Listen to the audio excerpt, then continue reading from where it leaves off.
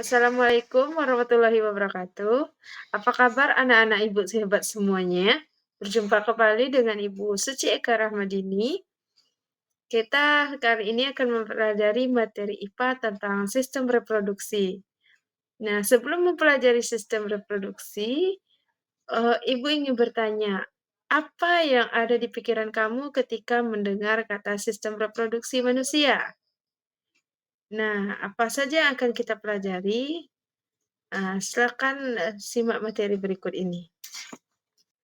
Nah, adapun tujuan pembelajaran materi kali ini, pertama, peserta didik dapat menjelaskan organ reproduksi laki-laki beserta fungsinya. Dua, peserta didik dapat menjelaskan organ reproduksi wanita beserta fungsinya.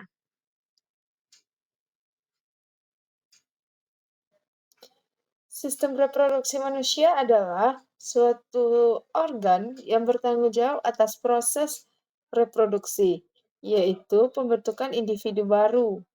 Sistem ini berbeda antara laki-laki dan perempuan. Jadi, salah satu tujuan sistem reproduksi ini adalah untuk menghasilkan individu baru atau keturunan agar tidak punah. Sistem reproduksi laki-laki berfungsi untuk menghasilkan sperma. Nah, di antara beberapa organnya beserta fungsinya antara lain sebagai berikut. Pertama, testis. Menghasilkan sperma dan hormon testosteron. Selanjutnya ada epididymis, tempat penyimpanan sementara sperma. Lalu ada kelenjar aksesori, di antaranya ada kelenjar prostat, vesika seminalis, dan kelenjar Koper yang menghasilkan cairan untuk menunjang kehidupan sperma.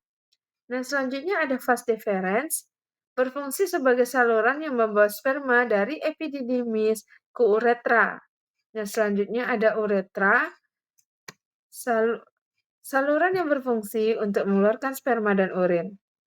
Nah, selanjutnya ada penis, berfungsi sebagai organ kopulasi, yaitu tempat penyaluran sperma menuju vagina. Sistem reproduksi perempuan. Nah, fungsinya menghasilkan sel telur, tempat terjadinya fertilisasi atau pembuahan, dan tempat perkembangan embrio. Nah, beberapa organ sistem reproduksi perempuan antara lain ovarium yang berfungsi sebagai tempat menghasilkannya sel telur dan hormon estrogen dan progesteron. Selanjutnya ada tuba Fallopi, saluran yang menghubungkan ovarium dengan uterus dan tempat terjadinya fertilisasi. Nah, selanjutnya ada uterus atau kita kenal juga dengan istilah rahim. Nah, organ ini berbentuk buah pir yang berfungsi sebagai tempat perkembangan janin. Nah, selanjutnya ada vagina, saluran penghubungan uterus dengan dunia luar, juga berfungsi sebagai saluran lahir. Nah, selanjutnya ada vulva, bagian luar dari organ reproduksi perempuan. Nah, lalu apa kaitannya dengan materi kita hari ini? Nah, proses reproduksi ini dimulai dari pembuahan atau fertilisasi, di mana terjadi peleburan antara sperma dan sel telur.